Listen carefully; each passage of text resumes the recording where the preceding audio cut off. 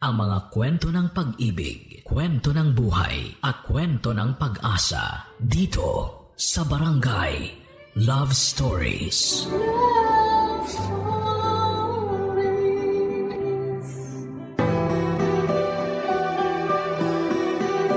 Mas masayang makatanggap ng pagmamahal na buo mula sa taong pinili mong makasama. Hindi yung palagi kang pangalawa at tatanggap ng pagmamahal na tira-tira lamang ng iba. Ikaw kabarangay, ibinibigay mo rin ba ng buo ang iyong pagmamahal? Dear Papa Dudut, magandang araw po sa inyong lahat at sa lahat ng mga nakikinig ngayon. Tawagin niyo na lamang po ako sa pangalang Fian. 40 years old na sa kasalukuyan. Panganay ako at nag-iisang babae sa aming 5 magkakapatid. Marami na po akong pinasukang trabaho pero kung hindi nag-resign ay natatanggal naman po ako dahil palagi po akong nakukursunadahan ng mga nagiging amo ko. Hindi naman po ako kagandahan. Ako po yung masasabing sakto lang pagdating sa itsura. Pero dahil maputi ako at magandang hubog ng katawan ay palagi ako napapansin kahit saan ako magtrabaho. Hanggang second year college lang po ang natapos ko, Papa Dudut. Kaya hindi ako qualified sa gusto kong trabaho. Gustong gusto ko po kasi noon na magtrabaho sa opisina. Nagsimula po ako sa pagiging kasambahay, tendera hanggang sa matanggap ako bilang cashier. Napilitan naman akong mag-resign sa huling trabaho ko nang maging dahilan ako ng pag-aaway ng manager namin at ng boyfriend nito na katrabaho rin namin. Wala naman akong kasalanan doon dahil umiiwas talaga ako sa mga lalaki, pero silang lumalapit at nangungulit sa akin, Papa Dudut. Kaya madalas akong napapahama. Hanggang sa naisip kong maghanap na lamang ng malilipatan. Ang kaso ay hindi po ako kaagad nakahanap ng malilipatan, kaya pansamantala muna akong nagtinda ng street foods para may mapagkunan pa rin kami ng panggastos. Nasa kalahatian na po noon ng taon nang maisipan kong maghanap muli ng trabaho. Nung nag-aasikaso na ako ng requirements ay nakalimutan ko namang magdala ng ballpen. At noong police clearance na ang kukunin ko ay may nakasabay akong lalaki. Siya ay nagpahiram sa akin. Aaminin ko na may dating ang lalaking yon. Ang kaso ay hindi ako naroon para makipaglandian ang araw na yon. Kaya naman matapos kong ibalik ang ballpen niya ay hindi na ulit kami nagkita pa. Natanggap ako bilang cashier sa isang supermarket, Papa Dudut, at hindi ko nga po akalain na doon ko pa ulit makikita ang lalaking tinutukoy ko.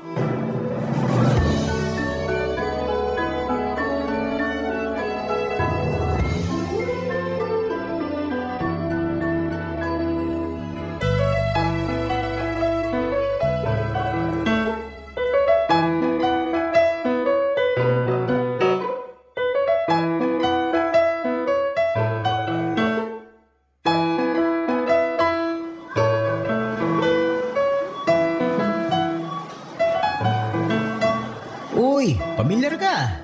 Parang nakita na tayo. Ballpen! Hindi ballpen ang pangalan ko. Hindi. Ibig kong sabihin, ikaw yung nagpahiram ng ballpen sa akin nung kumukuha ako ng police clearance. Buti hindi mo ako nakalimutan. Akalain mo yun? Liit ang mundo, no? Sino ba namang mag-aakala na magiging magkatrabaho pala tayo? Oo nga eh. Ako nga pala si Fiang. Nickname ko lang to ha. Sabi kasi nila masyado raw makaluma yung pangalan ko kaya mas okay na yung Fiang. Cute nga ng pangalan mo eh. Parang ikaw. Ikaw kakikilala lang natin, ang bobola ka na. Ay teka, hindi mo pa sinasabi pangalan mo. Miguelito real name ko pero mix na lang for short din. Nice meeting you nga pala, Fiang. Cute mo. Sexy pa. Ikaw iniskan mo yata ako bago mo pa ako nilapitan eh. Sana sinabi mo para nakipaglaban ako sa'yo ng titigan. Wow, palaban ka ha? Gusto ko yan. Uy, joke lang yun! Walang joke-joke sa akin. Wala ka ng lusot. Gagawin natin yung titigan challenge na gusto mo. Pero hindi dito. Saka na lang yan. Ilang taon ka na nga pala? 35 na ako. Ikaw? Mas bata lang ako sa'yo ng 3 taon. Pwede. Ha? Ano pwede? Pwede ka ng ligawan. Sino namang manliligaw sa akin eh, hindi naman ako kagandahan, no? Para sa akin, maganda ka. Tsaka, hindi ako maniniwala kung sasabihin mo sa akin na hindi ka pa nagkaka-boyfriend. Hindi pa nga. So, virgin ka pa? Hoy, bakit mo ba tinatanong yan? Joke lang, to naman. Sorry na. Ganito ka rin ba sa mga babaeng bago mo palang nakikilala? Hindi naman. Parang sa'yo pa nga lang eh. Nakakatuwa ka kasi. Talaga ba? Oo, kaya para mas mahaba yung kwentuhan natin, invite kita mamaya. Kung okay lang sa'yo. Okay lang naman, pero saan ba tayo pupunta? Sa hotel. Ha? Agad-agad? Joke lang. Pero pwede rin naman kung gusto mo. Ayos ka! Kakikilala pa lang natin eh. Ayan na, nagsungit na. Sorry na kasi. Biro lang naman yun eh. Hindi na mauulit, promise. Sige na, okay na yon. Pero saan ba kasi tayo pupunta? Di mo na lang kasi sagutin ng maayos eh. O sige na, eto na. May bagong bukas kasi na cafe, malapit lang dito. Gusto ko sanang puntahan kaso wala pa ako naiisip na isama. Sakto naman na nagkita tayo rito. Kaya ikaw na yung naisip ko. Para makapagkwentuhan na rin tayo. Game! Sama ako! Sige ah, pag-out natin mamaya, punta tayo. Okay, sige. Pero teka, libre mo ba? Oo naman, libre ko. Kaya wag mo nang isipin yung gagastusin. Ang kailangan mo lang isipin, kung tatagal kang kumain habang tinititigan kita. Hoy, para kang sira! Seryoso ko. Doon natin gagawin yung challenge. Gagawin mo rin yung sa akin, syempre. At kung sino matalo, siya naman yung taya sa susunod na labas natin. Ay, wow! May susunod pa? Kung papayag ka ulit na sumama sa akin, Sus! Kahit nga iuwi mo pa ako eh. Char! Mukhang napapasarap yung kwentuhan yung dalawa. Walang trabaho, mga ma'am, sir? si Jelly talaga oh. Eto na, babalik na ako sa trabaho ko. Piang, mamaya ah. Oo, sige, usap na lang tayo ulit mamaya. Naku, Ate Jelly, sorry ha. Napakwento lang ako saglit kasi hindi ko akalain na magiging magkatrabaho pala kami ni Migs. Bakit? Magkakalala na ba kayo dati pa? Hindi naman, pero kasi siya yung nagperam sa akin ng ballpen nung nag-aasikaso ako ng requirements. Ganon? O, edi kumalma ka. Nagbibiro lang ako kanina. Pasensya ka na ha. Ganito lang talaga ako sa mga bago. Pero si Migs, nauna ko na siyang nakausap at nakakwentuhan kanina. Kinabahan naman ako sa'yo, ate. Kala ko susumbong mo na kami. Hindi ako ganun, no? O siya, sige na, magtrabaho na tayo. Baka tayo naman yung maisumbong.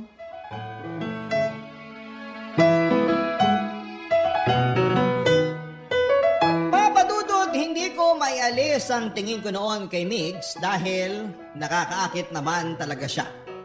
Hindi naman siya yung tipong sobrang gwapo pero malakas ang apil niya sa mga babae. Matangkad siya at mukhang palagi ring nagwo-workout. Kahit yung boses niya, ang sarap pakinggan.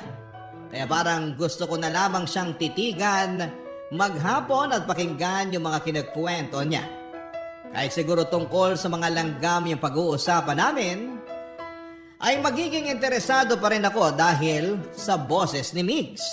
Kahit na ilang araw pa lang ang nakakalipas mula nang magkakilala kami, ay nagkagaanan na kaagad kami ng loob. Madalas kaming nag-uusap tuwing break namin at nagtatawanan at nagbibiruan pa kahit oras ng trabaho. Minsan ay hindi na rin kami naiiwasang tuksuhin ang mga kasamahan namin sa trabaho at kahit mga customer na nakakapansin sa pagtitingin na namin, papadudot. Kahit kasi ako, at cashier kasi ako at bagger naman siya. Kaya may mga pagkakataon talaga na nag-uusap kami kahit oras ng trabaho. Habang tumatagal noon ay mas lalo pa kaming nagiging malapit sa isa't isa. Minsan ay sabay kaming lumalabas dahil nagkakayayaan pa kaming kumain ng tusok-tusok o kaya ay maglakad-lakad muna bago umuwi. Nung unang sweldo naman namin, papadudod ay doon na nagsimulang lumalim ang namamagitan sa amin ni Migs nang magkayayaan kaming mag-inuman, papadudod.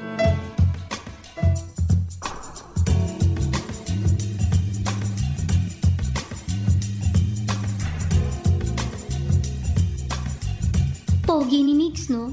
Oo nga eh. Titig pa lang nakakapanghina na. Bet mo? Oo. Mukhang bet ka rin eh. Ibang makatitig. So, kumusta naman? Nasa anong stage na kayo? Parang MU, ganun. MU?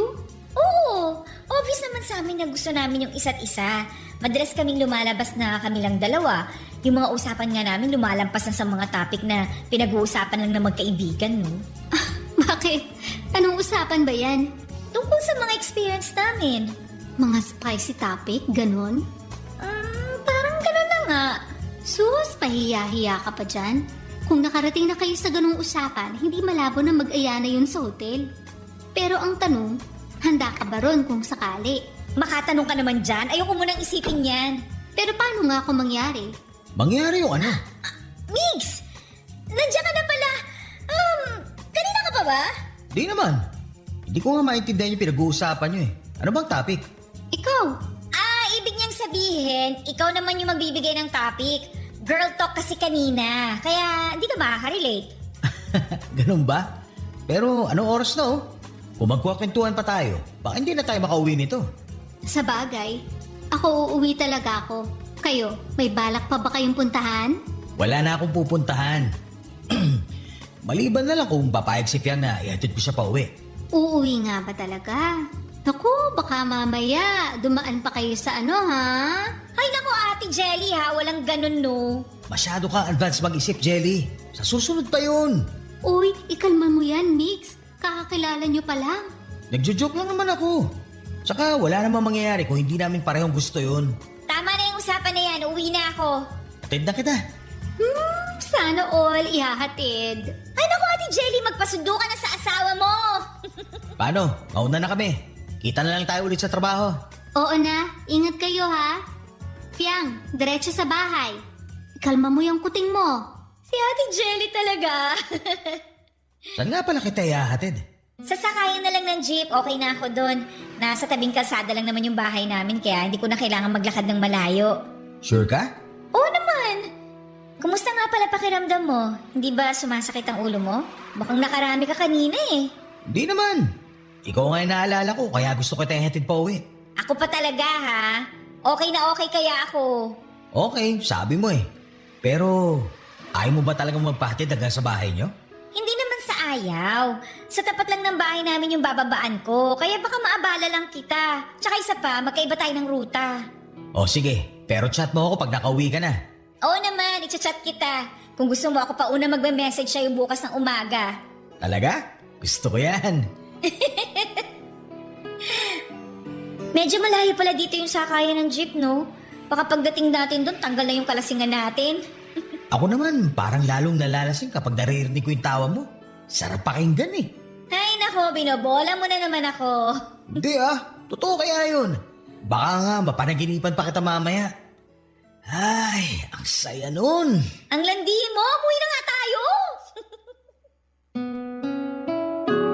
Papadudot kahit nasa biyahe na ako noon, pauwi ay panay pa ang chat ni Migs kung nasaan ako. Kaya nang makarating ako sa amin ay agad ko ring ipinaalam sa kanya. Halos ganon na kami sa araw-araw. Ina-update namin ang isa't isa para parang kami na talaga. Ramdam ko na gusto ko ni Migs pero wala naman siyang sinasabi tungkol doon. Hindi namin napag-uusapan ang feelings namin para sa isa't isa. Minsan, papadudot, chinichika ko ni Ate Jelly. Tanong siya ng tanong kung umamin na raw ba sa akin si Migs o kung may nakwento ito sa akin tungkol sa past relationship.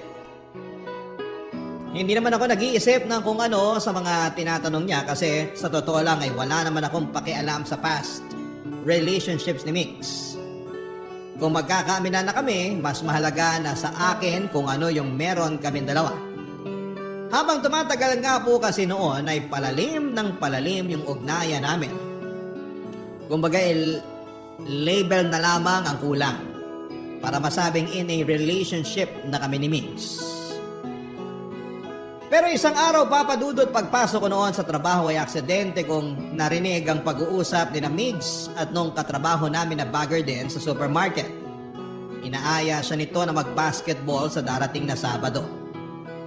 Pero tumanggi po noon si Migs at hindi ko nga po inaasahan ang sinabi niyang dahilan. Hindi raw siya makakasama dahil bibisita siya sa anak niya. Parang binuhusan ako ng malamig na tubig sa mga nalaman ko at na-realize ko rin na yun yung malaking iniisip kong may pag-asa kaming dalawa ay hindi pala mangyayari. Sapagkat malabong mangyari yon dahil sa sitwasyon na meron siya. Barangay Love Stories. Barangay Love Stories.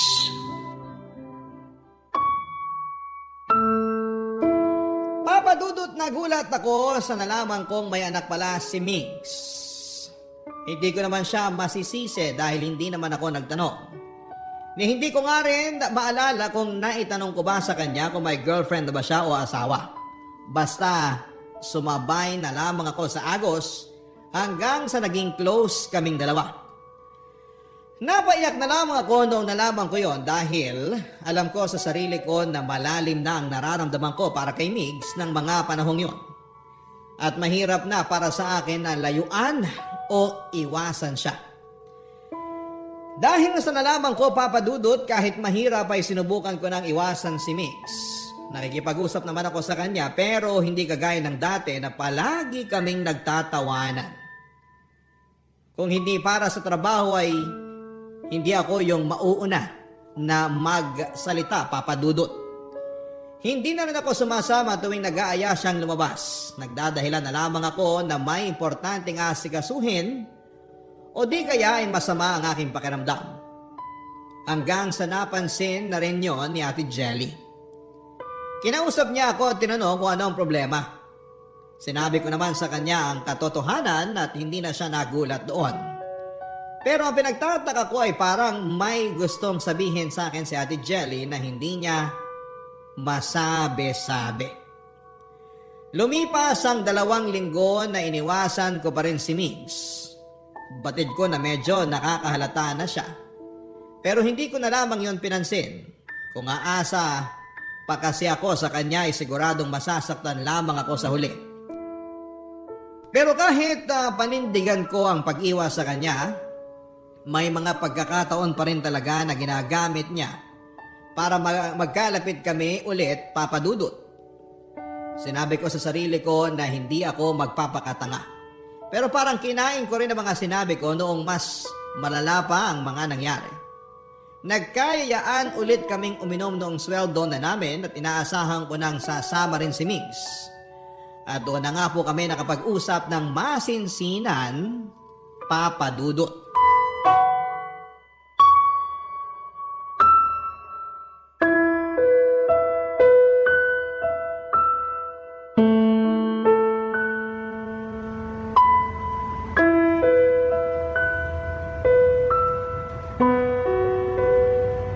Fiang, sandali! Ihatid kita ulit sa sakayan ng jeep! Wag na. Hindi na kailangan. Kaya ko naman maglakad mag-isa. Galit ka ba? Parang iniiwasan mo ako eh. May nagawa ba ako masama? Wala. Eh bakit tayo mo ako kausapin ng maayos? Bakit ba ang kulit mo? Ihatid na kita. Lasing ka na eh. Baka kumapano ka pa sa daan. Ano bang pakialam mo? Ano bang problema? Bakit ka nagagalit sa akin? Wag mo na nga ako sundan. Nakakairita yung pagmumukha mo eh. Sabihin mo kasi sa akin kung bakit ka nagkakaganyan. Nagtatawanan lang tayo kanina tapos ngayon, ayaw mo na naman akong kausapin. At bakit kita kakausapin, ha? Sinungaling ka? Ano? Paano naman ako naging sinungaling? Huwag ka nang magmaang-maangan. Alam kong alam mo kung ano yung sinasabi ko. Manghuhula na ba ako ngayon? Kaya nga ako nagtatanong sa'yo eh. Kasi hindi ko alam kung bakit ka nagagalit sa akin, di ba? May hindi ka sinabi sa akin. Ano ba yun? Sabihin mo naman sa akin. Hindi mo sinabi na may anak ka na pala. Ha? Paano mo nalaman? Narinig ko kayo ng katrabaho natin. Inaaya ka niyang mag-basketball pero sabi mo, bibisitahin mo yung anak mo. Ibig sabihin, may asawa ka na. Oo, pero hindi naman kami nagsasama. Matagal na kaming hiwalay. Pero bakit hindi mo sinabi sa akin yun? Kahit man lang sana tungkol dun sa anak mo. Pasensya ka na kung hindi ko nasabi sa'yo. Pero wala naman akong balak isikreto yon. Nauna mo lang malaman, kaya sorry. Huwag ka na magalit. Babawi na lang ako sa'yo. Ay, hindi mo naman kailangan bumawi eh. Hindi naman tayo, di ba? Huwag ka na magtampo. Please? Sa tingin mo tampo lang tong nararamdaman ko? Nagmumukha na akong tanga, Migs. Ang ganda na nung pinapakita mo sa akin eh. Lahat ng ginagawa mo special para sa akin. Akala ko special na ako sa'yo, pero wala eh. Asang-asa lang ako, pero nakakagago yung hindi mo pagsasabi sa akin na may asawa at anak ka na. So anong balak mong gawin sa akin, ha? Balak mo pa akong gawing kabit? Hindi naman sa ganun. Sabi ko nga, di ba, hindi na kami nagsasama. Hindi kami okay, kaya malabo yung sinasabi mo na magiging kabit ka. Hindi ka kabit, kaya huwag mong tawagin yung sarili mo ng ganyan. Kasal nga kayo eh! Ano ba akala mo? May special title yung mga kabit para hindi nakakahiyang pakinggan? Alam mo, lasing ka na. Saka na lang natin to pag-usapan kapag okay ka na. Okay ako! Yung meron tayo, yun ang hindi okay! Ang labo-labo kasi eh! Sabihin mo nga sa akin, ano ba tong meron tayo? Puro kalandian lang ba to o may nararamdaman ka na sa akin? Pag-usapan natin to pag hindi ka nalasing. Papadudot, inabutan kami noon ng ulan habang nag-uusap sa gilid ng kalsada. Wala na kaming pakialam pa kung may nakakarinig sa amin ng mga sandaling yon. Alam kong nakainom ako pero alam ko lahat ng mga sinasabi ko kay Mix. Malinaw yon sa alaala ko at sinadya kong sabihin sa kanya mga bagay na yon para makakuha ng sagot, pero bigo pa rin ako. Hindi ko pa rin alam kung mahal ba ako ni Mix o trip niya lamang akong landiin noon. Kung ako naman ang tatanungin ay hindi ako mag-aalinlangang sabihin ang totoo kong nararamdaman. Minahal ko na si Mig sa maikling panahon ng pagkakakilala namin sa isa't isa. Gusto ko siya at gusto ko siyang maging boyfriend. Pero paano naman mangyayari yon kung may asawa siya? Kahit saang anggulo tignan ay sabit pa rin ako sa relasyon nila. At ang pinakamasakit doon ay parang tumatanggap lamang ako ng tira-tirang atensyon mula kay Mix. Nang gabing yon, dahil sa pagod at galit na nararamdaman ko kay Mix, ay hindi ko na namalayang nakatulog na pala ako sa mga bisig niya. At nang magising ako, nasa harap na kami ng isang mumurahing hotel. Ewan ko ba, papadudot, pero sumabay na lamang ako sa agos noon. Hindi na ako nagtanong kay Migs kung ano ang ginagawa namin doon. Hindi rin ako umangal nang alalayan niya ako papunta sa isang kwarto matapos niyang mag-check-in. Papadudot.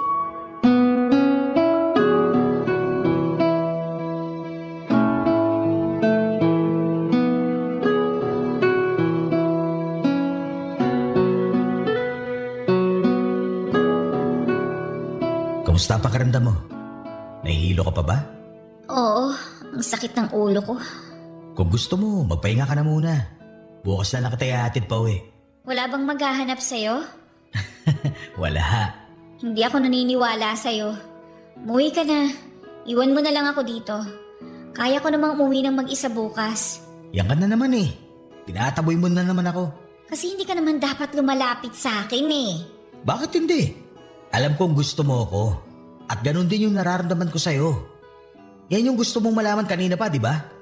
Pero sasabihin ko sana sa'yo kapag hindi ka nalasing at ang maintindihan mo yung mga sinasabi ko. Hindi ako lasing.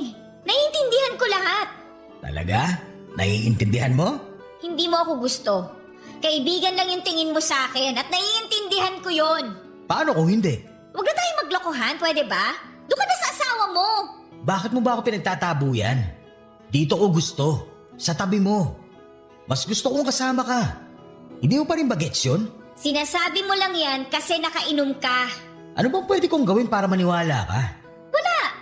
Hindi ako maniniwala sa'yo kahit na ano pang sabihin mo, kaya umalis ka na lang. Gusto kita. Kaya kahit pauwiin mo ako ngayon, hindi kita iiwan mag-isa rito. Hindi kita kayang pabayaan na lang. Ang hirap mo naman kasing paniwalaan eh.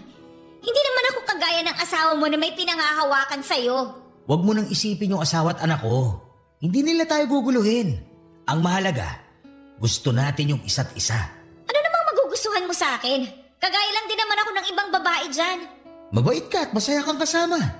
Bonus na lang yung sexy ka. Kaya nga nung unang araw natin sa trabaho, napatitig talaga ako sa'yo eh. Talaga? Oo. Bukod sa pamilyar ka nun sa akin, naagaw mo talaga yung atensyon ko kaya kita nilapitan. Okay. Okay? Okay na ano? Okay na. Naniniwala na ako sa'yo. Naniniwala na akong gusto mo ko. Yun naman pala eh. Kung ganun, okay lang ba na dito na tayo magpalipas ng gabi? Promise, bukas na bukas din, ihahatid kita sa inyo. Dito lang tayo matutulog. Sure kang matutulog lang tayo, ha? Depende. Anong depende? Depende sa'yo kung gusto mong matulog lang talaga tayo. Pwede rin kasing, alam mo na, malamig ngayon. Oy, ikaw ha? Sinadya mo akong dalhin dito, no? Hindi naman. Nakatulog ka na kasi kanina sa taxi. Hindi ko alam kung saan kita ihahatid. Hindi ko pa naman alam yung address nyo. Kaso, nagising ka na bago tayo bumaba. Kaya tinuloy mo na lang. Parang ganun na nga. Saka iniisip ko rin na pareho tayong lasing. Baka pareho pa tayo makatulog sa biyahe kapag hinatid kita sa inyo. Pero ngayong gising ka na at mukhang hindi ka na masyadong lasing, baka naman pwedeng... Sinadya mo talaga to. Alam ko na yung mga galawan mo eh. Di sinadya na ko sinadya. Bakit? Gusto mo na bang umuwi? O baka naman gusto mong dito ka muna sa akin ngayong gabi? Okay, dito na muna ako. Pero bukas, ihahatid mo ako sa amin. Sure. Kahit ihatid pa kita hanggang kwarto mo. Hoy, hindi yung pwede sa nanay ko. Basic. Di magpapaalam ako.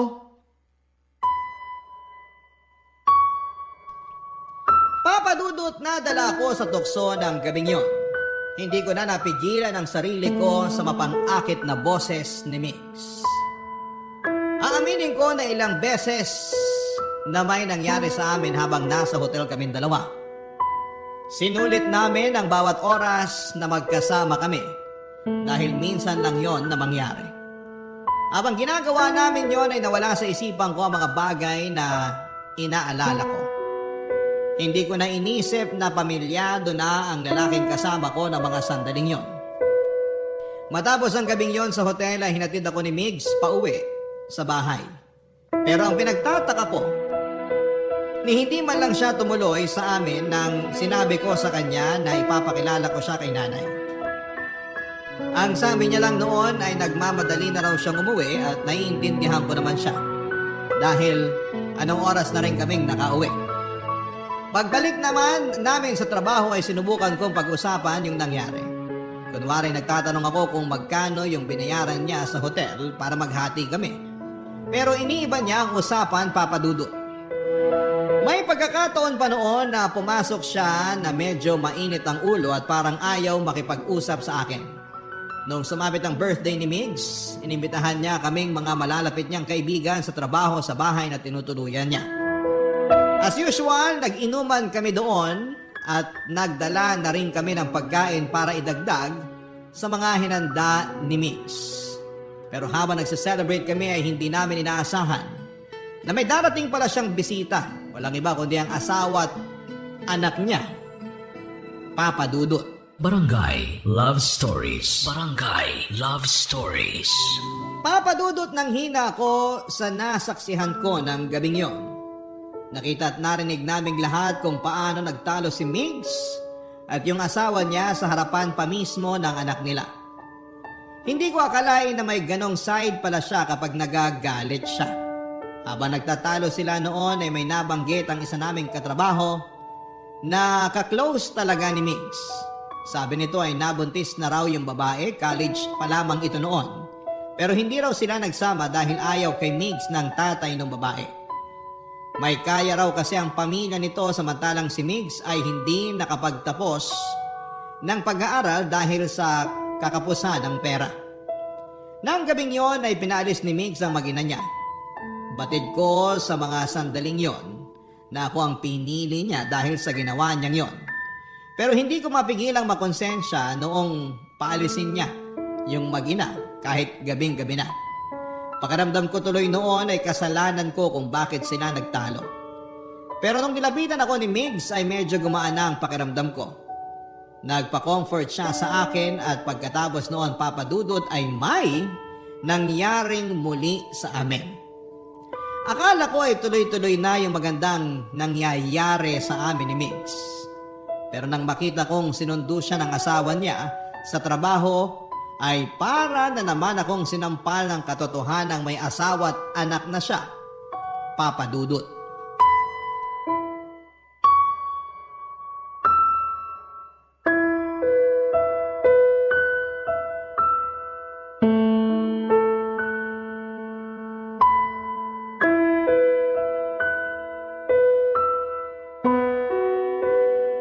Ate Jelly, inom tayo mamaya?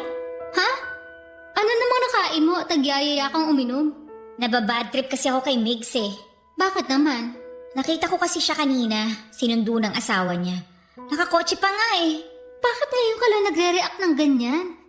Hindi ka ba aware na may asawa si Migs nung una pa lang? Nalaman ko naman nung narinig ko na nag-uusap sila nung katrabaho natin. Okay. Tapos wala ka pa rin ginawa. Ate, meron! Sinubukan ko siyang iwasan. Napansin niyo naman yun, di ba? Pero napanindigan mo ba? Hindi ba sabi mo nga may nangyari pa sa inyo bago kanya ihatid pa uwi? Ang tanga mo rin eh, no? Ate naman, huwag mo na nga ako sermonan. Sasaktan na nga ako eh.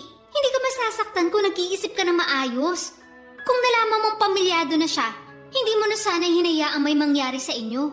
Mas lalo mo pang pinalalim yung namamagitan sa inyo eh. Nagawa ko yun kasi mahal ko siya. Ayun, kaya naman pala. Hindi ka nga tatagal ng ganyan kung hindi mo pa mahal.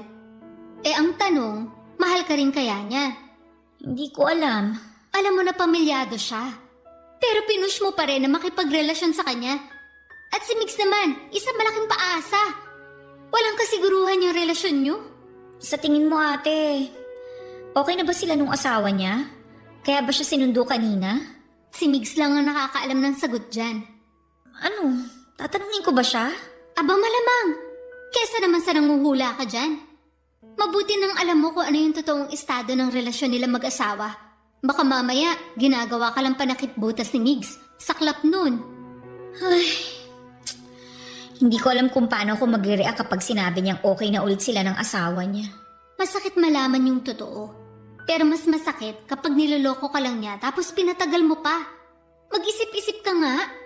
Hindi mo deserve na maging parausan lang ng isang lalaki. Grabe ka naman sa parausan, ate. Bakit hindi ba? Ilang beses na rin naman na may nangyari sa inyo, di ba? Pero ni minsan ba, narinig mong sinabi niya na mahal ka niya? Ha!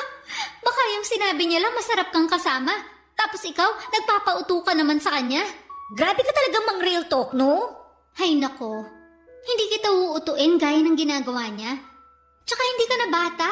32 ka na, kaya dapat alam mo na kung paano harapin yung mga ganyang sitwasyon. Kayo rin naman nagsimula niyan eh.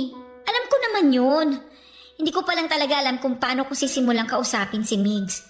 Natatakot kasi akong malaman yung totoo eh. Naiintindahan naman kita. Nagmahal din naman ako. Pero sana, wag mo nang dugtungan pa yung naging pagkakamali mo sakaling alam mo na yung totoo. Maawa ka sa sarili mo. Isipin mo na lang yung pagod natin sa trabaho tapos madadagdagan pa ng heartbreak. Pighati malala talaga. Sana hindi na lang ako napunta sa ganitong sitwasyon. Ang hirap-hirap. Mahirap pero kakayanin mo. Kausapin mo muna siya. At saka ka magdesisyon kung tatapusin mo na yung nasimulan nyo o ilalaban mo pa.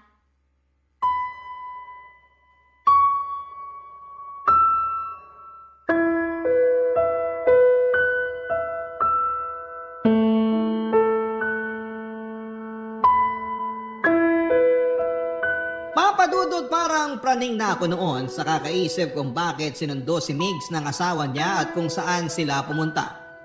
Kung nag-hotel din ba sila at may nangyari sa kanila o okay na silang muli. Para bang sasabog ang ulo ko noon sa kakaisip ng kung ano-anong senaryo sa pagkikita nila ng asawa niya.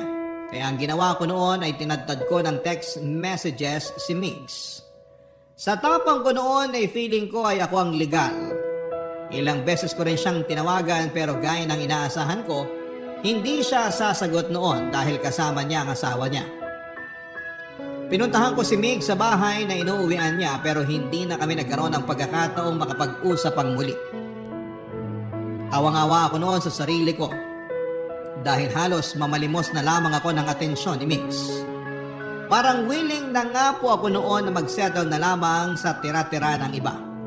Pero hindi na talaga kami nagkausap ang muli. Nag-resign na rin kasi siya sa trabaho kaya hindi ko na rin siya mahagila pa. Basta ang alam ko lang noon ay nagkaayos sa sila ng asawa niya. Wala naman akong magawa, ano ba namang laban ko. Legal na asawa na po yung pinag-uusapan. Kaya ang nangyari ay tinanggap ko na lamang na hindi talaga para sa akin si Mix. May nagmamay-ari na ng puso niya. At hindi ako yon. Pagkatapos ng 3 years ay nagkaroon na ako ng panibagong karelasyon. Hindi ko na lamang po babanggitin ang pangalan niya, pero naging boyfriend ko po siya noon. At kung kailan okay na ako ay saka naman kami nagkitang muli ni Mix. Ewan ko ba, Papa Dudut. Pero kahit matagal-tagal na rin yung panahong lumipas ay parang bumalik lahat ng excitement ko nang makita ko siya.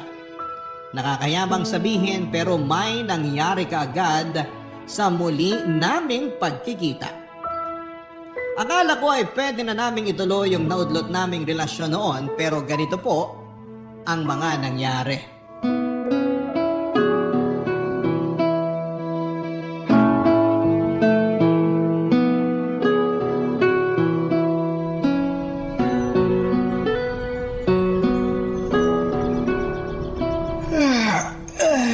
Grabe, nakakaantok. Parang gusto ko na umuwi para makatulog naman. Uuwi ka na kaagad? Bakit ikaw? May iba ka pa bang pupuntahan? Depende. Depende saan. Sa'yo. Baka gusto mo maglakad-lakad muna tayo o kaya kumain. Di na, sa bahay na lang. Bakit parang nagmamadali kang umuwi? Ayaw mo na ba akong makasama? Piyang naman. Kung ayaw kita makasama, edi sana hindi tayo humantong sa hotel. So yun na yun? Sex lang yung dahilan kaya tayo magkasama ngayon? Namiss kita, yun lang yun. Pero wala tayo sa puntong iiwan ko yung asawa at anak ko para sa'yo. Pamilya ko sila. So tama nga si Ate Jelly noon pa. Para usan lang talaga ang tingin mo sa akin. Hayop naman, Fiang, oh. Para kang tanga kausap. Ibabalik mo pa talaga yung nakaraan natin? Ano? Di ka na makamove on? Kung gusto mo, tutulungan na kita. Sabihin mo lang. Ang kapal ng mukha mo! Gusto mo talaga magkasakitan pa tayo rito? Nag-iinarte ka pa dyan, may boyfriend ka na nga, di ba? Tapos, sumama ka pa rin sa akin at nag-enjoy sa kama na parang wala kang boyfriend na naghihintay sa'yo. Hindi ko akalain kaya mo akong bastusin ng ganito.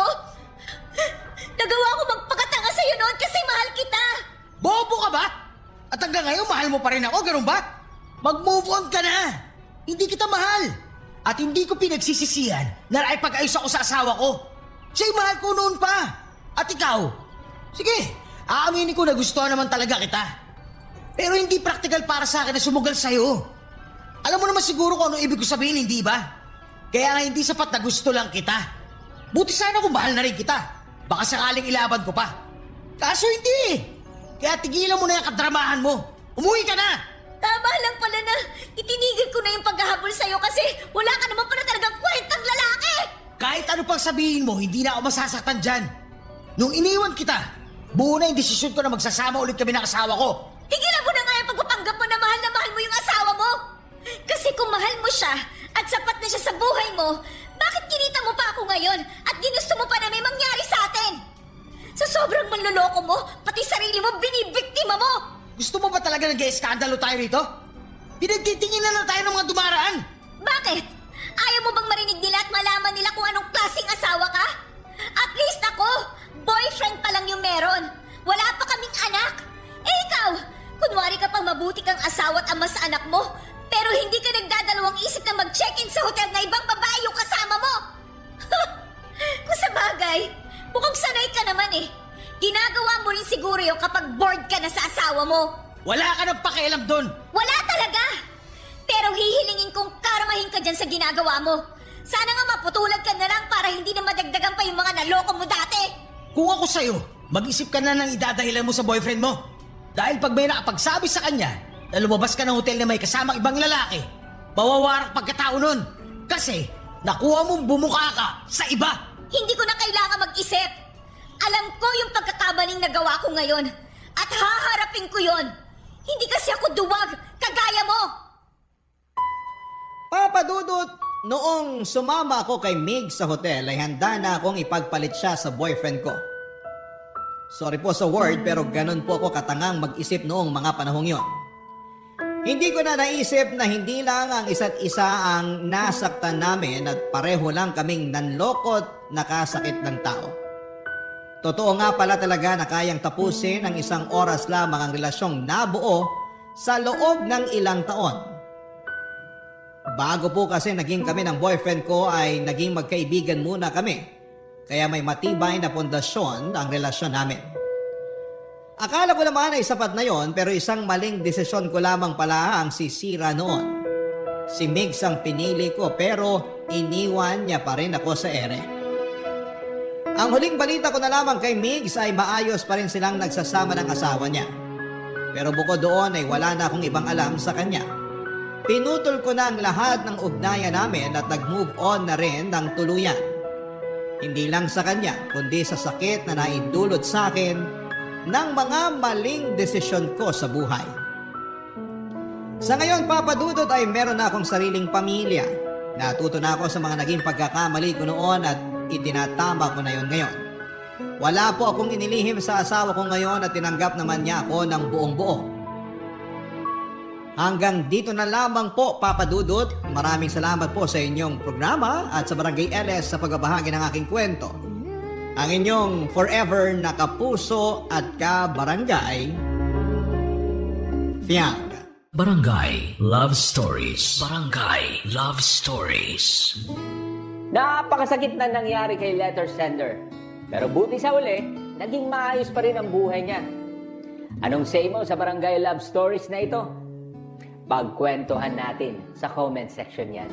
Nagustuhan ng iyong napakinggan? Ituloy yan via live stream sa www.gmanetwork.com/radio. Barangay LS 97.1